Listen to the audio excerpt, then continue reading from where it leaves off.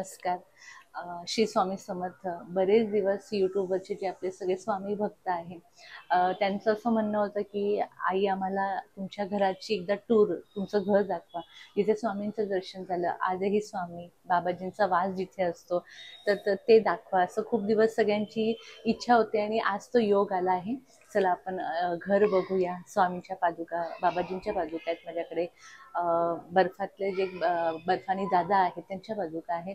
आज त्या सगळ्यांचं दर्शन घेऊ. औचित्य काय आहे तर आजपासून आपल्या घरी आपण रोज संध्याकाळी 6:30 वाजता स्वामींची आरती, नामस्मरण, प्रार्थना आणि ध्यान घेणार आहोत.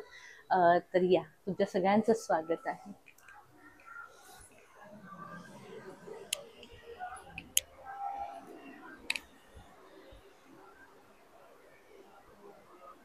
हा गिरनारचा पहिला फोटो. स्वामींच्या कृपेने 30 वेळा माझ्या गिरनारला पौर्णिमेला यात्रा झालेल्या आहे. हे जे वरती जे गिरनारला गेले नाही त्यांच्यासाठी दाखवते की वरती गुरु शिखर आहे आणि ह्या पादुका गिरनारला आहेत. ये.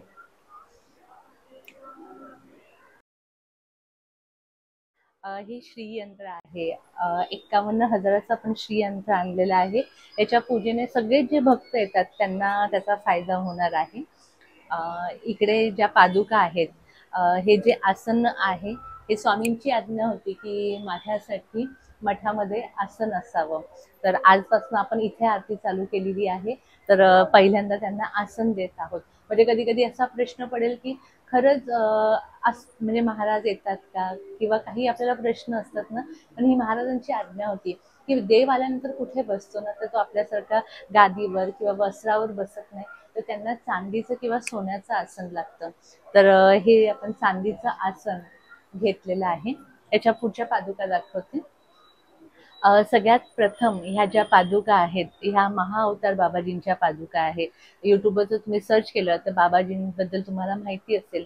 एकदा मी भागवत ग्रंथ, किंवा मी आधी सगळ्या पादुका दाखवून देते आणि ह्या पादुका कशा मिळाल्या आहेत ते सांगते. यातला हा एक दंड आहे. हा करोनाच्या आधी महाराजांनी मला घरात ठेवायला सांगितलं होता. हा जेव्हा आपला नवीन मठ चालू झाला होता तेव्हा हा दंड त्यांनी ठेवायला सांगितलं होता. यातल्या ह्या पादुका गगनगिरी महाराजांच्या, एक स्वामींच्या, आणि ह्या पादुका स्पेशली डॉक्टर राम भोसले त्यांच्या पादुका आहेत आणि ह्या स्वामींच्या पादुका आहेत. अशा पादुकांचा खजाना माझ्याकडे आहे. प्रत्येक पादुकाला माझ्याकडे एक कथा आहे. कथा म्हटली तर ती कुठेतरी आपण रंजक केलेली असते. कथा म्हणण्यापेक्षा माझ्याकडे एक अनुभूती आहे. यातल्या बऱ्याचशा पादुका, आणि माझ्या देवघराचं पण आपण दर्शन घेणार आहोत. त्याच्यामध्ये जे देवतांची आसनं आहे, तर एकदा मी भागवत वाचत होती, 7 दिवसाचं पारायणाला बसली होती, आणि मी आणि माझी गुरु बहीण जी आहे, जगातली सर्वात मोठी ज्योतिषी आहे, तृप्ती पाटील म्हणून त्यांचं नाव आहे. आम्ही दोघी जणी भागवत वाचायला बसलो होतो. आणि तेव्हा काय झालेलं की म्हणजे आम्ही दोघीच मध्ये मध्ये वाचत होतो. तर बाबांनी तिला सांगितलं की तू उठ आणि तिला वाचायला दे. तर मी म्हटलं की म्हणजे माझं वाचून जस्ट झालं होतं, मी नैवेद्याची आवराआवर करत होती, आणि ती म्हटली की नाही, तुला बाबांनी वाचायला सांगितलंय. म्हणून मी वाचायला बसली. आणि आजही तो अनुभव सांगताना मला तेवढाच भाव दाटून येतो. तो जो अध्याय मी वाचत होती, त्या अध्यायामध्ये असं होतं ना की मला तुझी पानं, फुलं, फळं, मला तुझं काहीही नको आहे, मला फक्त तुझा भाव पाहिजे. हा अध्याय मी वाचत होती. मी तो अध्याय वाचताना रडत होती, कारण मला इतकी रडत होती की मला त्या अध्यायात काय लिहिलेलं आहे ना, ते फक्त मला ह्या 4 ओळी आठवतात. त्यानंतर कित्येक वेळा भागवताचं पारायण केलं, पण त्या ओळी मला कधीही सापडल्या नाही. बाबांना, आम्ही बाबा बोलतो, महाराजांना, श्रीकृष्णाला, त्यांना म्हणायचं होतं की तुझा भाव फक्त मला महत्वाचा आहे. तू काय फुलं, काय फळं वाहतेस, काय नैवेद्य करते, हे काही नको. आणि त्या दिवशी श्रीकृष्ण, श्रीपाद वल्लभ, अनघा लक्ष्मी, माझे गुरु आणि महाअवतार बाबाजी, हे 5 मी तुम्हाला ती जागा दाखवू इच्छिते. पलीकडे जी जागा आहे, आता सोफा आहे तिथे, त्या सोफ्याच्या ठिकाणी मी पारायणाला बसली होती. आणि पूर्वी तिथेच आपला फोटो होता, आणि त्यांनी सांगितलं की आम्हाला आसन दे.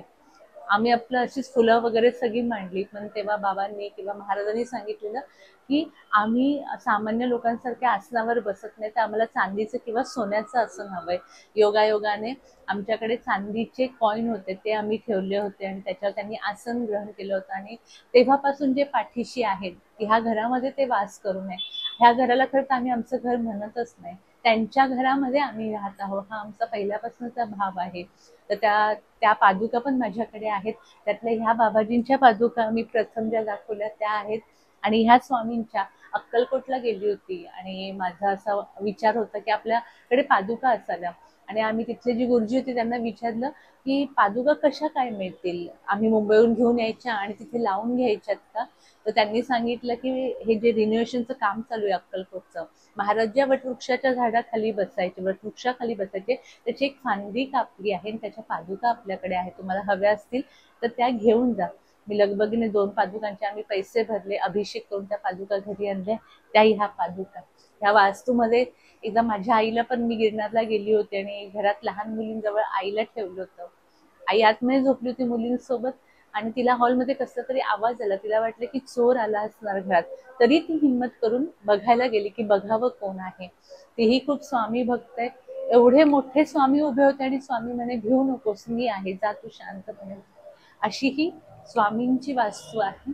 आणि आज तुमच्या सगळ्यांच्या आशीर्वादाने एक नवीन पर्व आपण याच्यात चालू करत आहोत. इतके दिवस मी मठामध्ये जायची, तिथे आरती करत होते.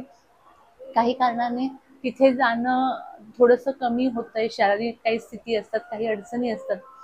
असं काही तो विचार केला होता. म्हटलं बाबा आता काय करू पुढे? तेव्हा बाबांनी हा विचार, स्वामी म्हणते मी, स्वामींना बाबा म्हणते, स्वामींनी हा विचार सुचवला की हे तुझं घर आहे, हे माझं घर आहे, इथे सगळ्यांना मार्गदर्शन कर.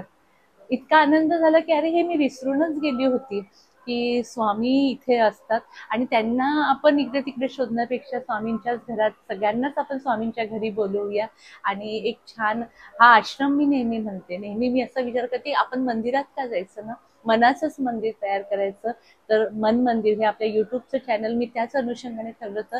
आणि ह्या मन मंदिरामध्ये तुम्हा सगळ्या युट्यूबवरील स्वामी भक्तांचं जे बघत आहे त्या सगळ्यांना खूप खूप नमस्कार आणि तुमच्या सगळ्यांचा आशीर्वाद, प्रेम असाच राहू द्या. तुमच्या अनुभूती कळवा, आमच्या अनुभूती. ह्या घरात मी तुम्हा सगळ्यांना निमंत्रण देते, जिथे आहात तुम्ही महाराष्ट्रात, कुठेही भारतात, जगात कुठे आहात, आपलं घर समजून कधीही बॅग पॅक करा आणि हक्काने इथे स्वामींच्या घरात राहायला या. हे आपल्या स्वामींचं घर आहे. स्वामींच्या घरात पुन्हा एकदा तुम्हा सगळ्यांचं स्वागत. अवधूत चिंतन श्री गुरुदेव दत्त श्री स्वामी.